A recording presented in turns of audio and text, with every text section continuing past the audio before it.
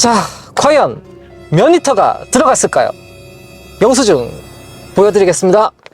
리터가 들어갔습니다. 안녕하세요, 산존입니다. 오늘 정말 재밌는 거 또 해볼 텐데요.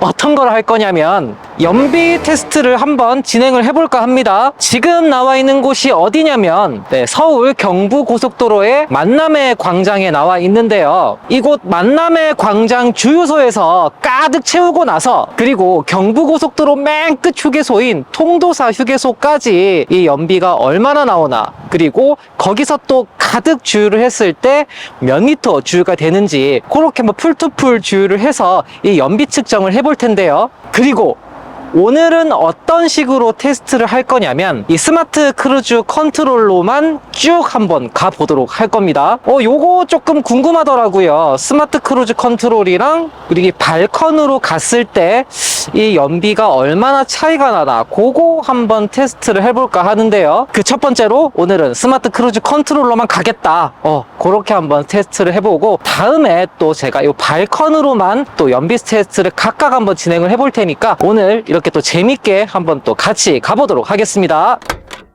어마어마합니다. 네, 가득가득 주유를 하고 나서 본격적으로 출발을 해보도록 하겠습니다. 주유를 하고 나서 완전 0 상태로 시작을 하겠습니다. 이제 주유소에서 기름을 싹 다 넣고 지금 시각은 오후 4시 30분이고요. 차후에 있을 이 발 컨트롤로 주행을 하게 됐을 때도 똑같은 동일한 조건으로 진행을 해야 되기 때문에 일단 히터는 지금 23도로 설정이 되어 있고, 그리고 다음에도 똑같이 4시 30분에 여기서 주유를 하고 출발을 하도록 하겠습니다. 과연 이 서울 만남의 광장 휴게소에서 경부고속도로 거의 끝자락에 있는 통도사 휴게소까지 이 연비가 얼마나 나오게 되나, 그 부분 정말 궁금하고요. 약 한 350km 정도를 주행을 하게 될 텐데요. 네, 안전운전 하도록 하겠습니다. 그리고 왜 제가 이 스마트 크루즈 컨트롤로 먼저 이 테스트를 해보냐면 지금 신형 산타페의 이 스마트 크루즈 컨트롤이 작동이 안 된다, 먹통이다, 동작 조건이 아니다, 요런 좀 불량 사례들이 몇 건씩 나오고 있다고 합니다. 그래서 제 차도 그런 문제가 있는지 없는지도 테스트를 해볼 겸 이렇게 스마트 크루즈 컨트롤로 먼저 연비 측정을 해보는 부분이 있기 때문에 이 부분이 잘 되는지, 조건에 따라서 잘 움직이는지도 한번 테스트를 해보도록 하겠습니다. 이 인터넷에 어떤 특정 글을 보니까 발 컨트롤 그리고 스마트 크루즈 컨트롤 둘 중에 뭐가 연비가 좋은지 엄청나게 막 싸우더라고요. 아마 이 이론상으로는 발 컨트롤이 조금 더 이 연비가 좋게 나오지 않을까, 제 생각은 그러한데요. 과연 이 둘 중에 똑같은 조건으로 운전을 했을 때 어느 부분이 좀 더 연비가 잘 나오는지 굉장히 궁금하더라고요.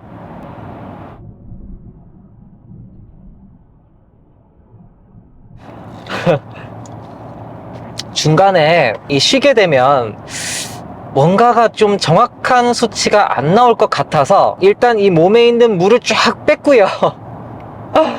그리고 이 물은 최소한으로 마시도록 하고, 지금 신차기 때문에 길들이기 중이거든요. 가급적이면 2000 혹은 최대치는 2500rpm이 안 넘어가게끔 주행을 하는 부분이기 때문에 차후에 있을 그 발컨으로 테스트를 할 때도 제가 꽉 밟거나 하진 않고 제가 그냥 연비 운전을 하는 편이긴 합니다. 과속이라든지 아니면 악셀레이터를 꾹 밟는 그런 스타일의 운전은 아니기 때문에 그냥 평균적인 부분으로 주행을 합니다. 그 오차 부분들은 많이 나오지는 않을 겁니다. 그거 참고하셔서 요 연비 테스트를 즐겨주시면 되시겠고요. 지금 차가 조금 정체가 되고 있는데요. 어차피 다음에도 동일한 4시 30분에 출발할 거기 때문에 여기에 대한 정체 이런 건 비슷한 조건일 것 같습니다. 이런 거 개의치 않고 그냥 쭉 한번 가볼게요. 네, 지금 20km 통과가 됐는데요. 계기판에 있는 수치로는 연비 13.5km 이렇게 지금 나오고 있네요. 근데 아시죠? 네, 요 연비 요 트립 정보는 정확하지는 않다. 아주 정확하지는 않기 때문에 가장 중요한 건 이 풀투풀 주유를 해보는 거겠죠? 몇 리터가 들어가는지. 지금 이 내비게이션이 이 빠른 길로 안내해 주려고 계속 이 분기점으로 빠져라고 하거든요. 저는 계속 경부고속도로로만 가야 되기 때문에 간혹 고속도로에서 스마트 크루즈 컨트롤을 이용을 했을 때 엔진 개입이 잦다, 그런 말들을 많이들 하시던데요. 제가 지금 한 55km 정도를 달리고 있으면서 평지나 내리막길은 당연히 엔진 개입이 없다시피 되고 있고요. 제가 지금 이 신차 길들이기를 하고 있단 말이죠. 이 엔진이 대체적으로 2000rpm 정도 전후로 그 이상은 많이 넘진 않고 있어요. 오르막길이라도. 이렇게 그냥 뭐 rpm 거의 없다가 이렇게 뭐 그냥 뭐 1600, 1700, 1800 이렇게 그냥 왔다 갔다 하는 것 같습니다. 지금 중간 정도 밟아오면서 크루즈 컨트롤 이상 부분은 전혀 없었고요. 스마트 크루즈 컨트롤로 고속도로를 주행하게 될 때 어떤 부분이 특히나 편할까요? 물론 이 센서가 양사방의 차들을 인지를 해서 내 차량이 좀 더 안전하게 주행을 할 수 있도록 도와주는 건 기본이겠고요. 이 부분이 특히 조금 더 편했습니다.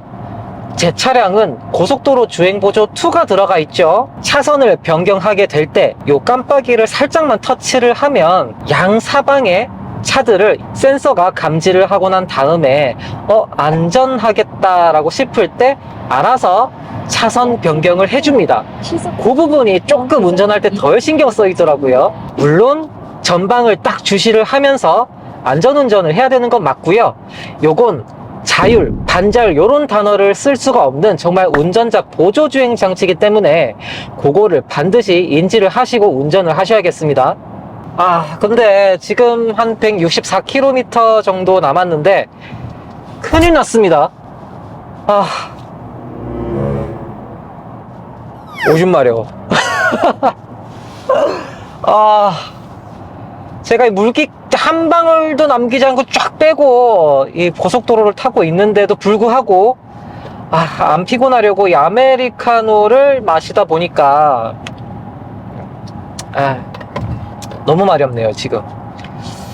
근데 이 정차를 하게 되면 정확한 연비 요 비교 측정이 안 될 거기 때문에 참고 운전을 하도록 하겠습니다.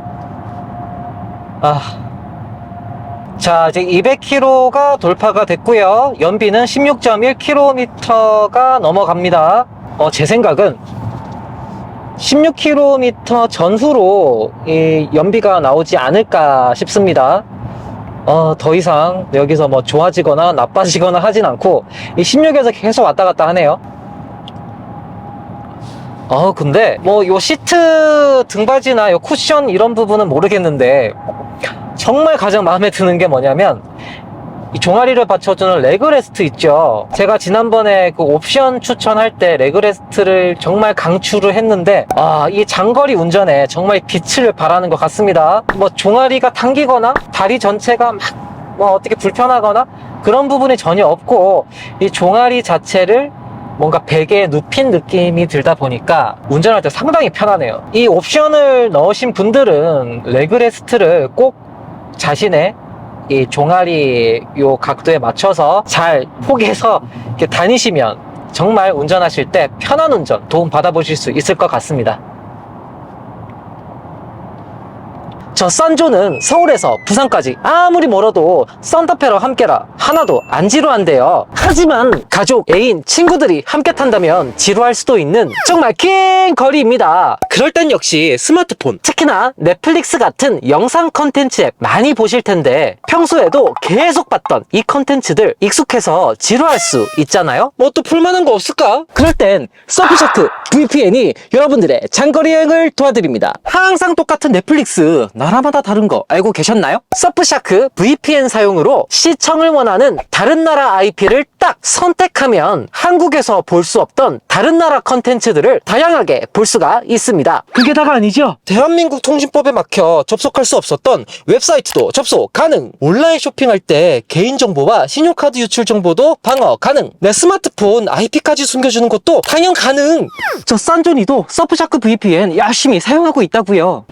지금 산타페 MX5 단독 코드로 크리스마스 특별 프로모션 24개월 구독 시 추가 5개월을 무료로 받아보세요. 제 말이 다 거짓말 같다고요? 30일 내에 환불 보장 약속. 그럼 다시 신나게 부산으로 달려가 볼까요? 가자 가자.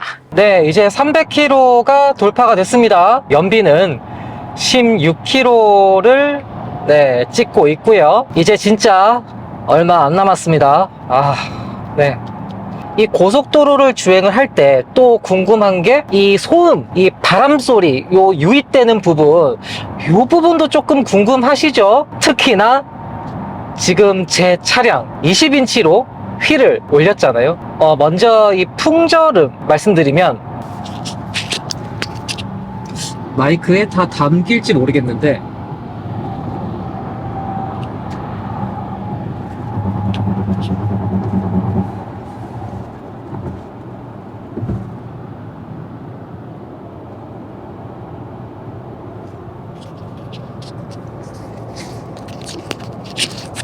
제가 느끼기에는 시끄럽지 않습니다. 물론 아주 막 고급 세단처럼 조용하다 뭐 이런 건 아니지만 이 정도면 준수하다 이렇게 생각을 할 수가 있겠고요. 그리고 노면 소음, 노면 올라오는 거 있죠. 이것도 안 시끄럽습니다.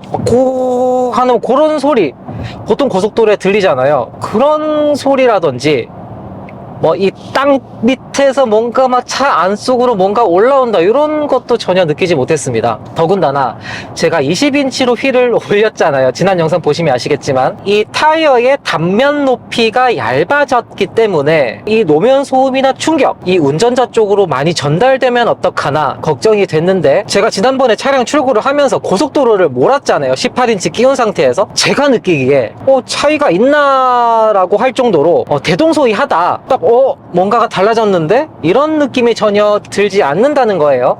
제가 지난번에 휠 변경 관련 영상을 만들었을 때 1인치에서 2인치 정도는 괜찮다, 리스크가 크지 않다라고 말씀을 드렸잖아요. 21인치까지 올라가면 모르겠지만 2인치를 올린 부분에 대해서는 크게 그렇게 리스크가 발생되는 부분은 아닌 정도의 사이즈이기 때문에 막상 정말 변경을 하고 고속도로를 타기 전에 조금 걱정을 했거든요. 전혀요. 진짜 차이점을 저는 모르겠어요. 물론 뭐 막 운전에 민감하고 막 차량 뭐 이런 뭐 몸이 정말 극도로 느끼는 그런 뭐 체질이면 모를까, 저의 경우에는 그냥 똑같다라고 생각을 할 수가 있을 것 같습니다. 네, 지금은 341km를 향해 달려가고 있고요. 남은 키로수는 한 25km 정도 남아 있습니다. 여기가 지금 울산광역시쯤이네요. 지금 스마트 크루즈 컨트롤을 하면서 나머지 부분들은 아직은 오류가 없이 잘 운전이 되고 있는데, 조금씩 안 좋은 부분이 또 느껴지는 게 뭐냐면 차로 유지 있죠.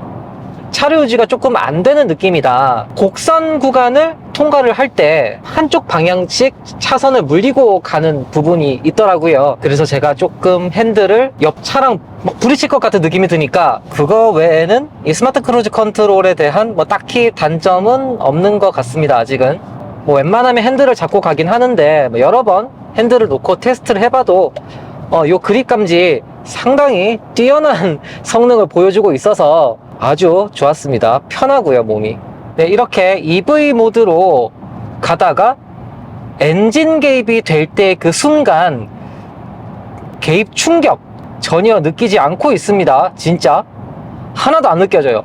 그냥 요 계기판을 눈으로 보지 않으면 뭔가 엔진이 개입될 때 뭐 이질감이라든지 그런 부분을 전혀 느끼진 못했습니다. 물론 이제 저속 구간에서는 엔진 모드, 전기 모터 모드 확 차이가 나요. 자, 이제 네, 통도사 휴게소까지 약 8km 정도 남아 있습니다. 네, 거의 다 와 가는데요. 과연 최종 연비가 어떻게 될지 지켜보면서 이렇게 마무리로 또 달려보도록 하겠습니다. 자, 이제 약 1.5km 정도 남아 있습니다. 아, 근데 지금 연비도 연비지만 제가 지금 소변이 네, 너무 마려워서 드디어 목전에 다 와 갑니다. 1km 통도사 휴게소입니다. 알뜰 셀프 주문 1km 남았습니다. 충전소가 있습니다. 자. 마지막 휴게소입니다. 네, 마지막 휴게소입니다. 휴게소 앞으로 500m. 휴게소가 다 왔습니다. 잠시 후 휴게소로 진입하세요. 이어서 목적지 주변입니다. 통도사. 네, 지금 휴게소로 진입이 됐고요. 과연 연비는 얼마가 남았을까요? 두구두구두구두구두구두구두구두구두구두구두구두구두구두구 연비 확인하겠습니다. 네. 총거리 366km 달려왔고요. 시간은 4시간 26분. 연비는 15.9km 나왔습니다. 네.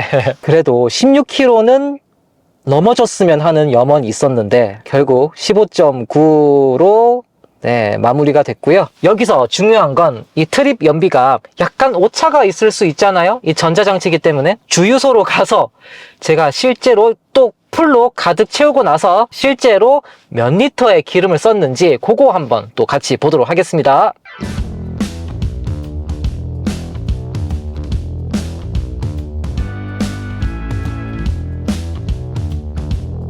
자, 과연 몇 리터가 주유가 됐을까요? 네, 영수증 같이 볼 텐데. 근데 요 리터 제가 생각했던 것보단 좀 많이 주유가 된 것 같긴 한데, 자, 과연 몇 리터가 들어갔을까요? 영수증 보여드리겠습니다. 네, 28리터가 들어갔습니다. 네, 그러면 이 실제로 이 계산도 해봐야겠죠? 총 주행한 키로수 아까 366km였잖아요.